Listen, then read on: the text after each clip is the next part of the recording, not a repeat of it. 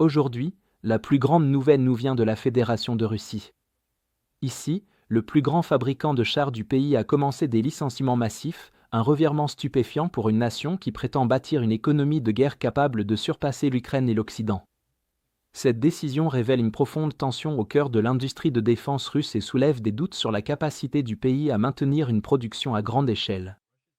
Le principal constructeur de chars russe, Uralvagonzavo, a annoncé le licenciement d'environ 10% de ses effectifs et un gel des embauches jusqu'en février, certaines divisions internes perdant, selon les rapports, jusqu'à la moitié de leur personnel.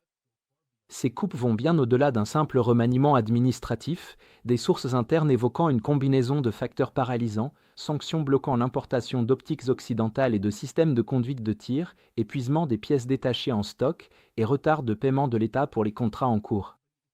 L'entreprise a déjà du retard dans la livraison des chars T-90M et T-72B3, l'activité des ateliers ayant chuté de près de 33% par rapport à l'hiver dernier. C'est une réaction en chaîne. Sans composants étrangers, les modernisations s'arrêtent, sans modernisation, les contrats diminuent, et sans nouveaux contrats, des divisions entières commencent à fermer. Les conséquences dépassent largement une seule usine, car Uralvagonzavo construit et répare la majorité des chars de combat russes, y compris les séries T-90M et T-72 qui constituent près de 80% de la flotte blindée active du pays. Même une réduction modeste de 10% du personnel pourrait signifier 25 à 30 chars de moins réparés ou produits chaque mois, soit assez pour réduire la disponibilité en première ligne de plusieurs centaines d'unités sur une seule année. Les licenciements annoncés de 50% dans certaines divisions ramèneraient la production à son niveau d'avant-guerre, effaçant ainsi 2 années de mobilisation industrielle. La Russie perd déjà des véhicules blindés plus vite qu'elle ne peut les remplacer. Ce qui change aujourd'hui, c'est qu'elle perd totalement la capacité de reconstituer des réserves pour des assauts massifs. Ces licenciements mettent également en lumière un problème au cœur de l'économie de guerre russe. Selon les estimations officielles, Moscou manque de près de 5 millions de travailleurs dans des secteurs clés et les usines de défense sont parmi les plus touchées. Les soudeurs qualifiés, les machinistes et les ingénieurs ont été mobilisés ou ont fui à l'étranger, tandis que ceux qui restent sont vieillissants et surmenés, la Russie n'ayant pas assez de main-d'œuvre pour répondre à la demande accrue. Des régions industrielles entières, de Nijni Tagil à Oufa, offrent désormais des primes salariales de 40 à 60% sans parvenir à pourvoir les postes vacants. Le fait qu'Uralvagonzavo supprime des emplois au lieu de les conserver montre que le problème n'est pas la main-d'œuvre, mais les ressources, un signal d'alarme majeur, car cela indique que le système de production russe manque à la fois d'argent et de métal.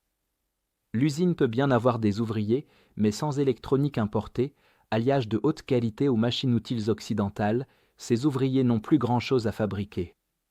À mesure que les sanctions continuent de faire effet, le coût des pièces de rechange et des composants étrangers a explosé, forçant les usines à mettre à l'arrêt des chaînes de production qu'elles ne peuvent plus se permettre de faire tourner. Dans de nombreux cas, les licenciements sont une forme déguisée de fermeture, un moyen de geler discrètement l'activité sans déclarer faillite. Le même schéma apparaît ailleurs, à Toula et Briansk, des usines d'armes légères et de composants ont arrêté la production plusieurs jours par semaine, faute de pièces et de contrats payés.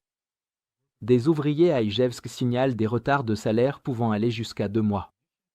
Les usines de munitions de l'Oural, qui fonctionnaient auparavant en équipe de 24 heures, réduisent désormais à 2 équipes.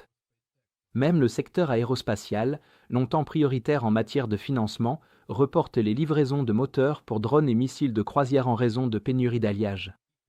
L'économie de guerre, autrefois en surchauffe, montre désormais des signes évidents de ralentissement, illustrant ce qui se passe lorsque l'ambition politique dépasse la capacité industrielle.